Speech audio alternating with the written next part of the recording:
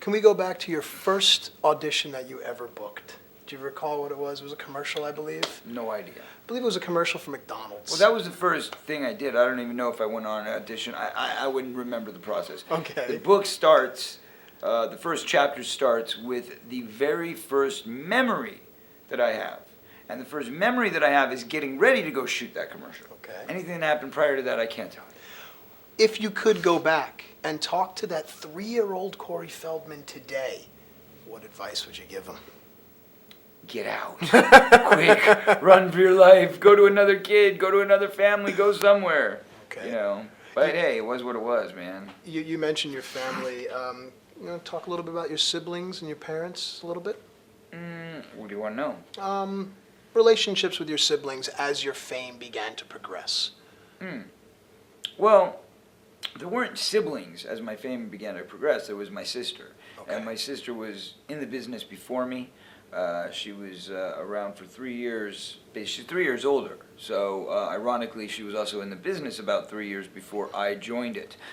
She was doing all those little tiara pageants and stuff like that. She was a very pretty little blonde girl. So she had, all the gamut of all the different pageants and, runway shows and, kid modeling and all that kind of stuff. So she was doing that. She was doing commercials.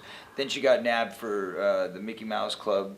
And she was one of the early Mouseketeers on the second generation of the Mickey Mouse Club. The original was, of course, in black and white, so I'm not quite that old. But she was in the second generation of it, not the Britney and Justin generation, generation before that. And she became wildly popular. So the Feldman blood was running thick already with celebrity, notoriety, being out there. That was really what launched our name into the mainstream. And she had groupies, she had fans, she had hordes of kids circling her, following around her everywhere she went. She was the celebrity. She started it. I was following in her footsteps. So I think for her it was probably a little bit unsettling that, this is the kid brother, I'm the one with the power, I'm the one that everybody's kind of, praising. And then all of a sudden it kind of like started going the other direction. But see, within the household, it never did. Even though I did become the breadwinner, even though I did start working on a more regular basis, she was still the straight A student, great kid, mama's girl. So, yeah, my mom was out there no matter what, and she was still out there with her daughter as well, but not nearly as bad as it was with me, because she put a lot of the blame in her dysfunctional marriage on me. As, being the eldest boy in the house. Of course, it's your fault. All Right. your fault. As a child growing up, did music play a role in your life? Music's always played a role in my life. As you can see right here, this There it is is. the maxi single. It's a 5-song EP for my forthcoming album, which is, ironically, my 5th album. So it's my my 3rd solo album and my 5th album. And people always say to me, and they still say to me, if you have to choose one or the other, what's it going to be, music or movies? And I always say, I don't have to choose one. That's a great answer. I've been doing this my whole life. Why am I going to change course now? Okay. I'm not. And as a matter of fact, what people don't realize, you'll realize it when you read my book, Choreography, but if you don't know and you don't read the book, you can find out right now, I've been doing music just as long as I've been doing acting. I literally did the same path on both. When I was 3 years old, I would be locked in my room and I would be made to learn songs, and I was learning these kind of catchy little jingles that I would have to then go and reiterate a cappella in the casting rooms. So I was doing that. I was doing the songs, I was doing the singing on one hand. On the other hand, I was going and auditioning for commercials and TV and things like that. So I was doing them both simultaneously. My father had a history in music. Yes. He was with a band that was mildly popular in the 70s, well, 60s, really. That was when they had their big hit. He joined the second generation of the band, Strawberry Alarm Clock. Incense and Peppermints was their big hit.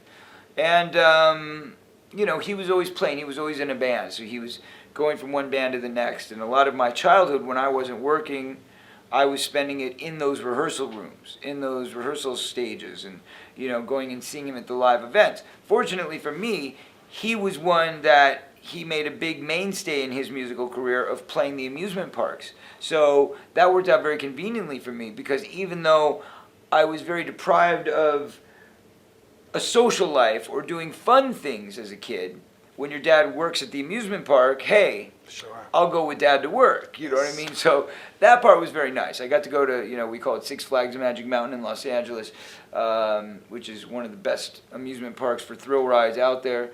And even though I was probably a little young for most of the rides at that point, I still loved going to the park. So I would go and I would sit in the audience with a bunch of his screaming fans, and we would watch him perform, and then, in between shows and things like that, I'd get to go on rides. So, that part wasn't too bad. Is there any therapy, any psychology to the fact that you are now an accomplished musician? Is there any connection there maybe with seeing what your father did and trying to maybe bridge something maybe underneath all these feelings? Well, yeah, because, you have to understand that the psychology of it all, no matter how accomplished you are, or no matter how, if I had 20 platinum records or if I had hits all over the world, there's still always going to be that feeling inside of you that you're still trying to live up to your dad's expectations, right? As a musician, as a singer, as a songwriter, I always felt that, he was really good at what he did. And he was. I'm not going to take that away from him. Even though he wasn't in, the greatest band of all time, or he didn't have any hit records, he was a, fairly talented singer, great bass player, and a decent songwriter. As a matter of fact, there was a song that he wrote that I remember from my childhood that I still remember to this day. Now that's pretty poignant. Will you croon it for us? No, listen, don't want to go there. He'll end up suing me for copyright. But all I can tell you is, that we definitely, he definitely wrote something that was strong enough, for the few times that I heard it in my childhood, to still remember the melody, still remember the lyrics today. And that is a testament to what he's achieved. And quite honestly, I looked up to him in the regard and the respect that he knew what he was doing. I didn't. I still don't. Just faking it the whole way. Yeah, Huh? you do. You fake it till you make it. Now it's at the point where I can pretty much pick up any instrument and play off the cuff a little bit. But I'm not going to go sit in with a bunch of, true musicians at a jam night and think that I can hold up playing lead guitar, because that's just not going to happen. I'm not there yet. Maybe one day I will be, but I'm not there yet. Right now I've improved my skills to the point where I can play some rhythm, I can play some chords, I can play, parts on the keyboard, the piano, drums, whatever, but it's kind of make it up as I go. If it becomes too structured, then I fall apart. I don't know how to read and write music. I don't know, so I'm not that guy. He is that guy. He knows how to do those things. So he's still a step ahead, and I think that I'll always look at it as, I'm still a bit in that shadow, and I'll always be in that shadow. I always hope that, I kind of live up to the mark. How does that make you feel?